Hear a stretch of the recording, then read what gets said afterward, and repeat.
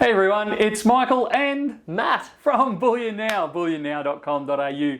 As Joe would say, bringing you the best bullion bars and coins shipped to you worldwide from Melbourne in Australia. I actually think I got that right. You're doing perfect. You can do this from now on. So we've had several requests, or we have ongoing requests from people to highlight some of the stuff that they see in the background of some of our videos. And it's more numismatic stuff than it is bullion, although some of it is bullion/numismatic. This is a delivery that's actually come in. It's for our sister company called Little Coin Shop, and we just thought we'd tear it apart before they get a chance to have a look at it, and we'll rifle through and see what's in there, and highlight some of the stuff and give a bullion numismatic opinion on maybe some of it. Yeah. So this will be all Perth Mint stuff. Looking at the packaging, and I actually have, I don't think any of us here know what's actually in there. So That's pretty straightforward to open up. Well, you're not in there yet. I may have spoken a little too soon. All right, it keeps going. Yes. Well, it's good to know that it's safe in transit when it comes over to us. I've got to say, Perth Mint do wrap things pretty darn well usually. It's pretty rare we ever have a problem with it. Oh, nice. All right, this is going to drive the bullion guys nuts, and the slightly numismatic guys will be really into this. So these are, why don't we start with the sovereigns? Yeah, we'll start with the sovs first. So beautiful. Most of the people watching this will know what a sovereign is. They're produced all around the world. Matt can probably give us a better burst on what a sovereign is. Yeah, well, the most common, the sovereign design, the St. George and the Dragon design, came from 1817. It was originally a British coin. The first in Australia was in 1855. The Sydney Mint began producing them. The Perth Mint was a little later to the game. They started making them in 1899. I found out the other day, I don't know if we've ever addressed this, but do you know why the logo for the Perth Mint is a swan? Well, I assumed because it was West Australian. Yeah, specifically because the mint was founded on the Swan River. Yeah. Well, I didn't know that. I thought that was interesting. I like a little fun fact here and there. Like this video if you like that fact. If this blows up, you'll know why. Oh dear. So, what's a normal sov, and what are these? So a normal sov, well, way back when we actually used sovereigns. That was, our circulating currency for the time. Now these sovs are more specifically for the collector's market. Mm-hmm. They're obviously also produced in far lower quantities, whereas back in the day we were making millions. You'll find that the mintage figures on these are in the thousands or the tens of thousands at most. Yeah. So they are specifically for the collector. So this is what would be termed the standard sov these days. So it's actually a proof. And you can see there, now we've talked about the dragon, the St. George and the Dragon. These ones are actually just the Australian ones without the St. George on them. Which rumour has it, I was told, whether or not this is true remains to be seen, but take my word for it, the Australia design was being used, and the standard that Australia was producing sovereigns at was so high that they became the preferred coin. A lot of them were also a little higher in purity. They were coming out as 23 carat, and then we were told to fall in line with the British standards. So that's why that did not continue. There you go. So that's a standard proof sov. Then we've got one that Perth's produced this year, which I find fascinating, which is the Piedfort. And I don't know, correct me if I'm wrong, this is the first Piedfort they've done, isn't it? It very well may be. As soon as I saw that box, I was a little surprised. So here we go. I'm going to push it, and you're allowed to say, I don't know. What's the difference between a Piedfort and a standard proof?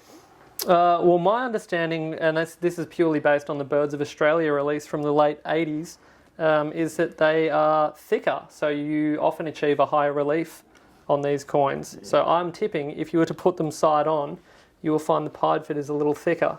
Well, let's do it. I'm not going to take them out of the capsule.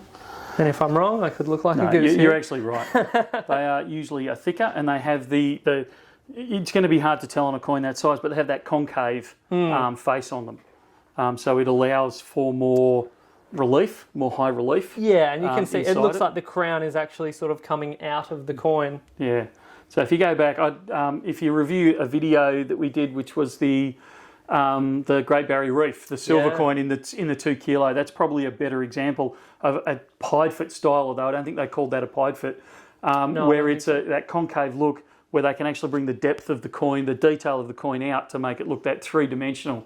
And it really does. On the bigger coins, it really plays. Yeah. Not so much on these, but it's standing side by side there. One looks like a flat coin, and the other has almost a three-dimensional mirror image to it, which is the Piedfort coming out. So beautiful coins. If you expect to pay bullion prices for them, you're going to be massively disappointed. I don't know what recommended retail is on these, but I could look it up fairly quickly and find out. But that's those two. I'm a big fan of that Piedfort. I think that looks great. Yeah, I love the Piedfort type things. The details are just great. So this is for all the bullion boys, bullion people, I shouldn't say it that way, will recognise a Kookaburra when they see it, because we all love the Kookaburra every year. Perth Mint bring out the design. So this will be their proof design for this year. Try not to mix everything up, so it all goes back into originals.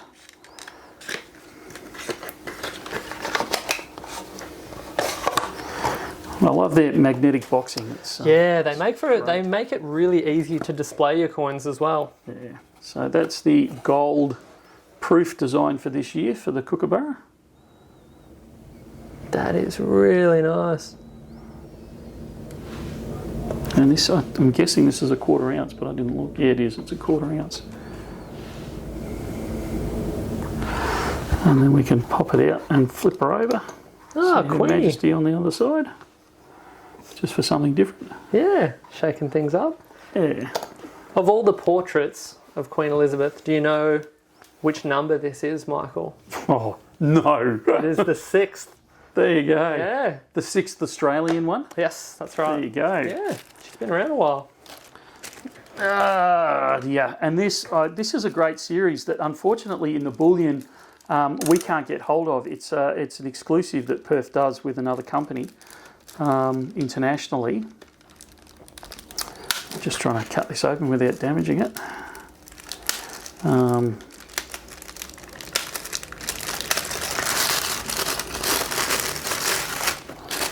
So this is the Brumby series. But this is the 1 ounce gold proof. So all you horse people out there, these are a stunning coin. A new release out of Perth, I believe, this month. I'm a sucker for a nice box as well. I realise that's the least exciting part of a release, but that is a really nice box. So it's 1 ounce of gold, and you're not going to pay bullion price. You are going to pay more because it is a proof, but it's just beautiful.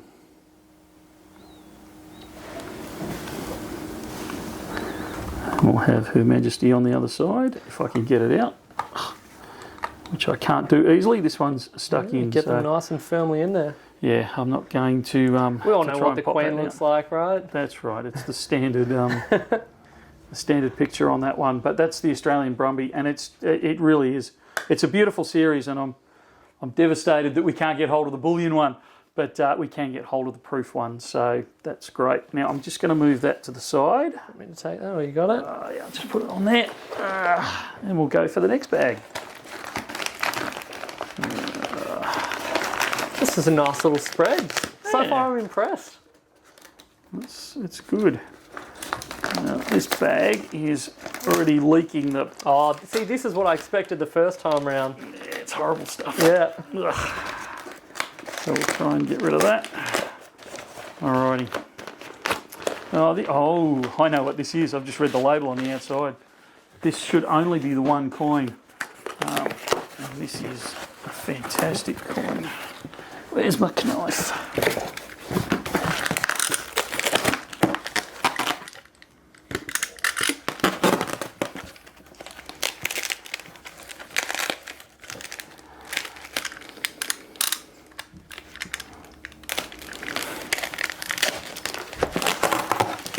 So this is done, our American viewers will recognise this artwork. So this is the wedge-tail, the Australian wedge-tail eagle.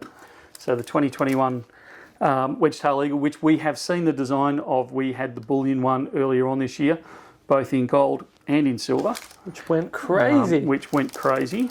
This doesn't look like silver packaging. This is not. So this is the high relief version of it.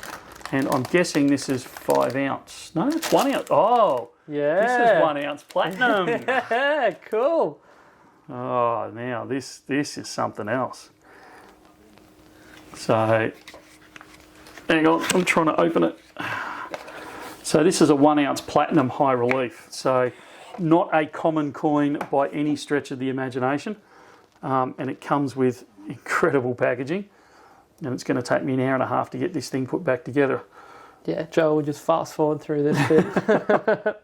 So it comes in this wooden box with the gold trim.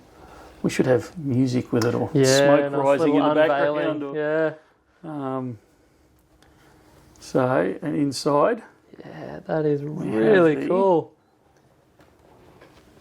And again, it's a high relief. So what I was saying before about the Piedfort, the Piedfort is almost like a halfway between the proof and the Piedfort.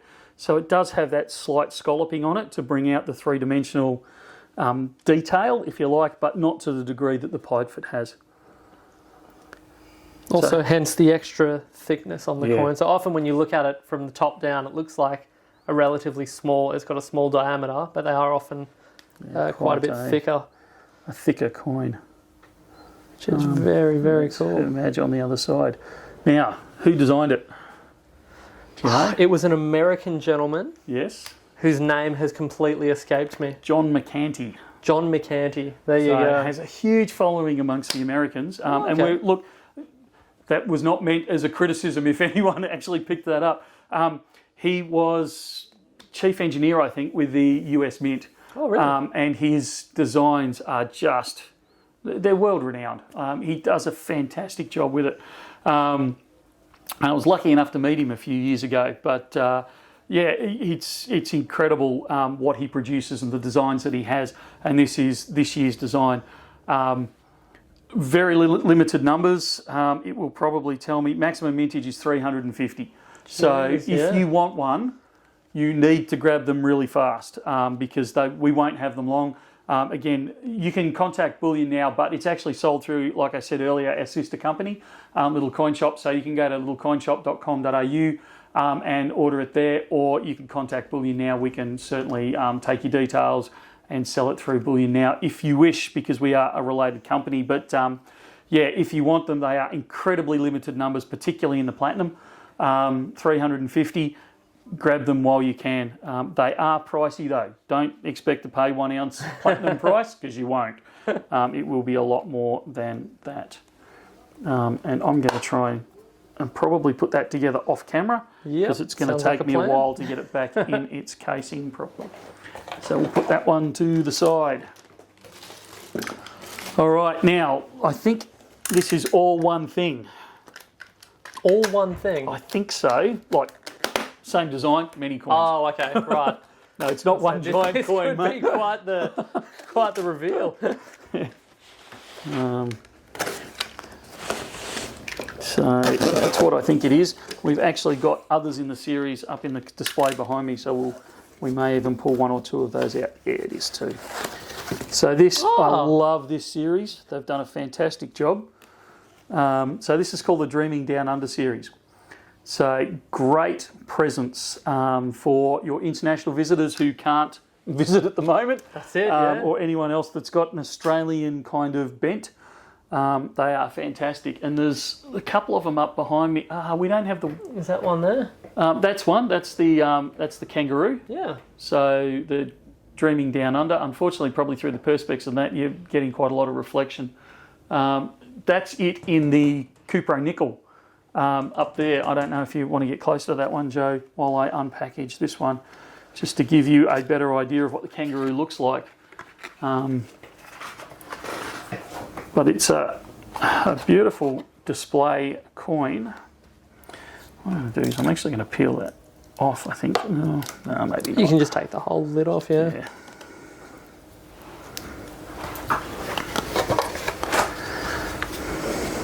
So that's what the coin looks like inside. So they're a ½ ounce proof, coloured proof. And this is obviously the baby koala.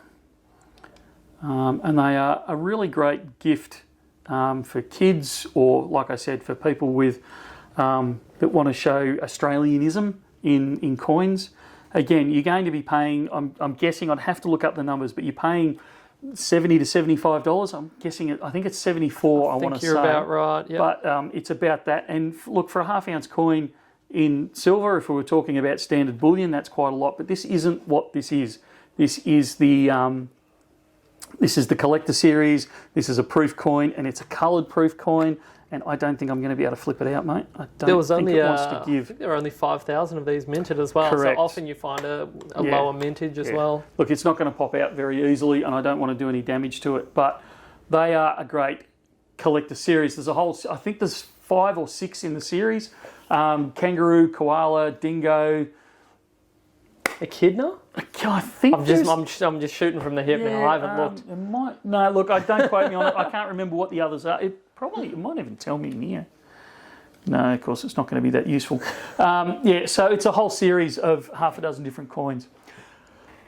And they are great coins. Again, a much larger mintage than, say, we were talking about with the platinum. You know, we're talking 5,000. But even 5,000 on a worldwide scheme is not a great deal of numbers. So it has proven to be quite a popular series. We obviously, LCA, a little coin shop, has a number in stock, but they won't last all that long. So again, a great Christmas idea if that's your bent or overseas travel. Now, let's talk investments. Yeah. What do you reckon? Out of all that we've just unpacked there, I would go you've got me hooked on platinum now, though, so I have a skewed view of these things. But I love the platinum. I also love the Piedfort sovereign. I like things that are a little different, particularly if they're a little different on something that is an icon, like the sovereign. Yeah. And if this is one among the first Piedforts they've done, as time goes on, things like that take on a new sort of significance in the collector's market. So they would be my 2 picks. What about you? I think you're right. I'd actually agree. I was just looking then. I was being a little bit rude while you were talking. I was reading something. The Piedfort is limited, in the sovereign, is limited to 300. So I think that's going to be a good one to grab. Yeah. I guess what I'm leaning to is a lot of people invest in metals because it's an investment rather than a collection where I don't kind of care. We talked when we were doing the reef one, the big 2 kilo. You were saying, I more grab things that I like. Yeah. I wouldn't see this type of thing as an investment, although it is part of a series and there is a chance that it'll increase in value. Yeah. But I wouldn't see that as an investment. That's more gift or collector side. Whereas you're right, the sovereign, or particularly that platinum wedge-tailed eagle, particularly with the wedge-tail, the following in the US, they're always really popular. The fact that it's very limited numbers in platinum, I think that's the pick of the investment grade stuff that we just unpackaged there. And that's it. And sometimes you can be surprised. Like I didn't know that they would be this popular, but I recently bought the redback coin from the Royal Australian Mint. Yeah. Someone told me, you should get onto this. And I loved the design, so I bought it as soon as it was released. And it was about $130. And then immediately they were on the secondary market for $500-$600. And how much are they now? They've probably scooted it back down to about 400 or something like that. No, they're worth more than that. The redbacks, yeah. Oh, geez. Well, I've killed it. But similarly, I don't plan on ever selling it because I'm a collector. So it's a blessing and a curse in some senses. It is. You've got to be careful with the redback because there is a Russian print of it as well. There is. Oh, you might be thinking of the Deadly and Dangerous series, which Downey's produced. The Royal Australian Mint just released their own redback coin. Oh, okay. Yeah, just recently. One. Yeah. Okay, so it seems to be that anything with the redback design on it, possibly for that Australian flavour, it just goes crazy. Yeah. So look, you can. It's something different. Bullion Now doesn't specialise in this type of stuff. We look at, as everyone would know, bars and coins to a degree, but at the bullion end of the spectrum rather than the collector end or the high production end. whereas Little Coin Shop looks at that numismatic side of it. But it's good to get a picture and insight into the other side, if you like, of the bullion, because these are still ½ ounce of silver, 1 ounce of platinum, an ounce of gold or quarter ounce of gold. So it's a way to add flavour to your stack. It's a way to add interest both to your stack, but also a way to share your love of bullion with younger members or friends and family that, you know, will go, well, why are you carrying a lump of metal around with you?